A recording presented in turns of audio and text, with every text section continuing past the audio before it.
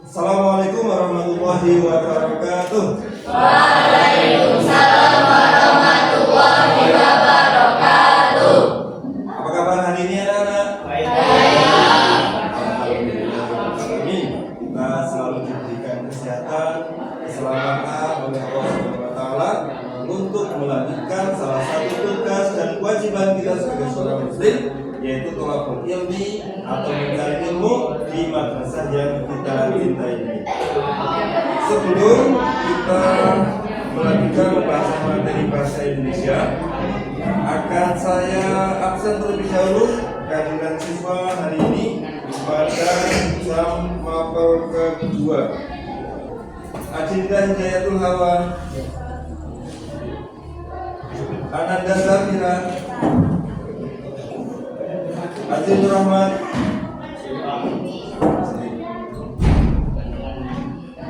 Jafar Habib Zaki,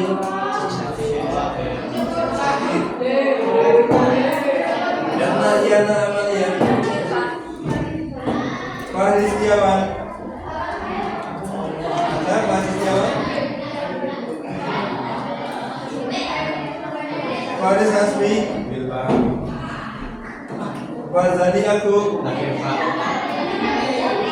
Firzana Cita, Iba Evita, Kaira Rusija, Malvino Kendra, Cinsaki, Muhammad Nadifil Kudus, Muhammad Taufikul Hakim, Raka Aryan, Rasya Ananda Solihin, Rizkuna Al-Haqiqi, Syati Sintia, Seiza Tazkia, Zibila Anastasia. Yang kita hari ini ada 3. Tadi keterangannya karena sedikit.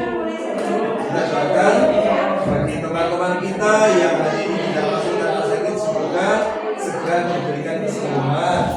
Amin. Kemudian sembuh nanti akan bisa melanjutkan aktivitas seperti biasanya. Amin. Kalian yang hari ini semoga selalu dalam kesehatan, keselamatan, dan keselamatan dalam melakukan tugas di sekolah. Baik, murid-murid kelas 3, sebelum kita memulai kegiatan pembelajaran atau pembahasan materi, mari kita awali dengan membaca basmalah bersama-sama. Bismillahirrahmanirrahim. Baik, terima kasih atas bacaan basmalah. Semoga dengan bacaan basmalah tadi akan dapat memperlancar sahabatnya kegiatan pembelajaran pada hari ini. Murid kelas 3, untuk melanjutkan pembahasan materi, kemarin kita sudah memulai materi tentang teks berita. Pada poin pertama ada pertemuan pelajar muslim memahami teks berita. Poin yang pertama apa poin teks sekarang? Poin B, menganalisis teks berita. Apa itu teks berita? Saya yakin kalian masih ingat bahwa teks berita adalah teks yang berisi tentang keterangan atau penjelasan suatu kejadian, baik itu kejadian fenomena alam maupun fenomena sosial, fenomena ekonomi, kesehatan, pendidikan, dan lainnya. Di sini disebutkan memahami isi berita dengan strategi prediksi. Isi berita hanya dapat dipahami apabila kita 1. Membaca, 2. Mendengarkan atau menyimak. Nah, untuk membantu pemahaman kita, ini nanti kita akan ikuti video pembelajaran terkait dengan teks berita. Akan mengingatkan kepada kita kembali apa itu teks berita. Silakan video pembelajarannya disimak dengan baik. Ketika nanti ada poin yang penting, kalian boleh mencatatnya. Kali ini kita akan belajar mengenai teks berita yang ada di kelas 7 semester 3 kurikulum Merdeka Belajar. Kira-kira bagaimana ya teks berita itu? Yuk simak video berikut sampai selesai. Jadi, dalam penyampaian berita ini bisa dilakukan secara lisan yang sering kita dengar dan kita lihat di televisi atau radio. Nah, jenis berita yang ini nanti adalah media elektronik. Jadi, bisa kita jumpai pada media elektronik, bisa juga lewat. Di sini disebutkan penyampaian berita tadi ya, berita tentang entah itu kejadian alam, fenomena sosial, pendidikan, kesehatan dan sebagainya. Penyampaian berita tadi bisa dilakukan secara lisan yang sering kita dengar dan lihat di televisi. Misalnya kalau hanya menggunakan lisan berarti radio, tidak ada gambarnya. Kemudian kalau yang digunakan itu adalah televisi, maka ini munculnya audio visual. Audio itu suara, visual itu adalah gambar atau yang nampak. Audio yang didengarkan, kalau visual yang kita lihat. Dan secara tulisan yang dapat kita baca di media cetak. Dapat kita baca di media cetak, misalkan melalui koran, melalui majalah, ataupun surat lainnya. Jadi jenis berita di sini ada dua, yaitu ada dalam media cetak, ada juga yang media elektronik, gitu ya. Kemudian lanjut di sini ada unsur-unsur dalam teks berita. Nah, di dalam teks berita itu apa saja sih? Yang pertama harus ada judulnya.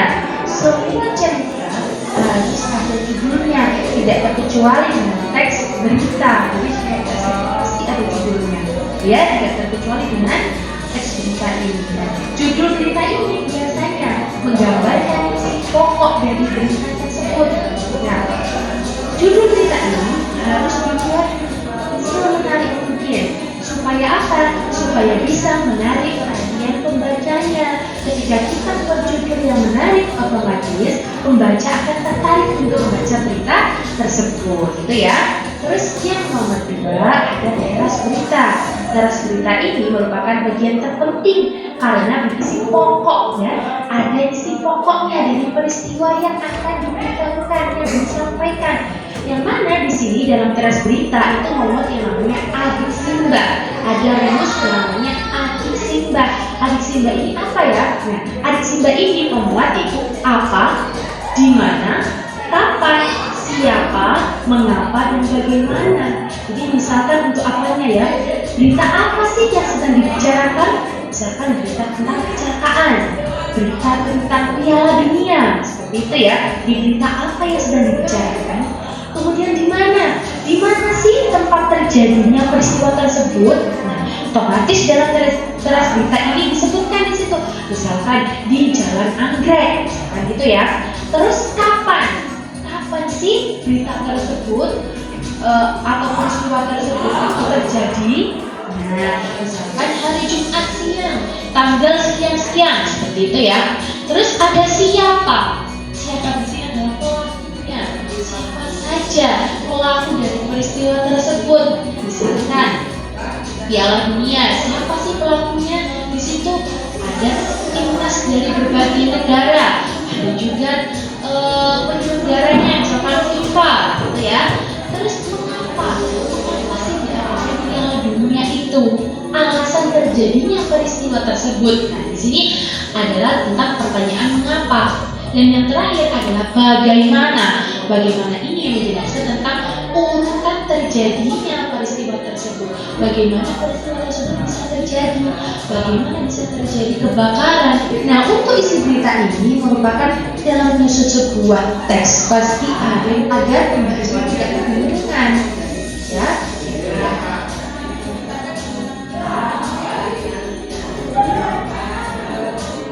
Baik, di sini disebutkan unsur berita ada 3. 1, judul berita. Setiap berita pasti ada judulnya. Atau kalau kita mau membuat berita, maka kita juga harus membuat judulnya. Jangan sampai kita membuat berita kok nggak ada judulnya. Ini berita apa? Membingungkan orang yang mau membacanya. Syukur-syukur dalam membuat judul berita ini yang kira-kira bisa menarik perhatian orang lain, menarik perhatian orang yang akan membacanya. Tadinya orang kayaknya mau acuh, tapi karena judul beritanya menarik, tapi harus sesuai dengan isinya. Karena judul beritanya menarik, kemudian orang mau pengen tahu apa isi berita. Unsur berita, unsur teks berita yang pertama judul berita, yang kedua teras berita. Teras berita itu apa? Teras berita adalah bagian terpenting karena berisi pokok peristiwa yang akan diberitakan. Intinya apa? Pokoknya apa? Pokok yang akan disampaikan dan diberitakan kepada khalayak atau kepada publik. Nah, biasanya teras berita ini mengandung atau terdapat adjek simbol. Saya yakin kalian pasti ingat, paham sekali apa itu adjek simbol. Ada penggunaan apa atau 5W1H, apa ya? Ada apa, kemudian di mana, apa kejadiannya, gimana kejadian itu terjadi, kapan, berarti berkaitan dengan waktu, siapa yang terlibat di dalam kejadian tersebut, kemudian mengapa suatu kejadian itu bisa terjadi, dan bagaimana kejadian itu terjadi. Ini sama dengan 5W1H, when, where, who. Kemudian apa? When, where, who, why. Kemudian what. Satu lagi ya. How. Tanya how. Kemudian unsur teks berita yang ketiga yaitu isi berita, merupakan bagian uraian berita yang menerangkan peristiwa yang diberitakan secara detail, secara rinci. Kalau tadi teras berita ini pokok-pokoknya siapa, bagaimana, kenapa, kapan. Kemudian yang isi berita ini adalah secara rincinya, secara detailnya peristiwa itu terjadi. Sampai di sini barangkali ada pertanyaan? Ada yang belum jelas? Baik, kalau tidak ada pertanyaan dan sudah jelas semua, maka kita akan lanjutkan pada pertemuan berikutnya. Karena setelah ini kalian akan berganti dengan mata pelajaran yang lain. Kesimpulannya, pada kesempatan pertemuan hari ini kita dapat memahami apa itu teks berita dan unsur-unsur teks berita. Kita ketahui unsur teks berita itu ada 3, yaitu yang pertama judul berita, kedua teras berita, dan ketiga isi berita. Kemudian pada pertemuan selanjutnya kita akan memahami isi berita dengan strategi prediksi. Kita akan menghadirkan video tentang satu berita, kemudian kita akan menganalisa bersama-sama bagaimana juga kita caranya untuk menganalisa berita tersebut. Saya kira cukup untuk pertemuan hari ini. Mohon maaf atas segala kekurangan dan kesalahan. Kita akan lanjutkan pada pertemuan berikutnya. Assalamualaikum warahmatullahi wabarakatuh.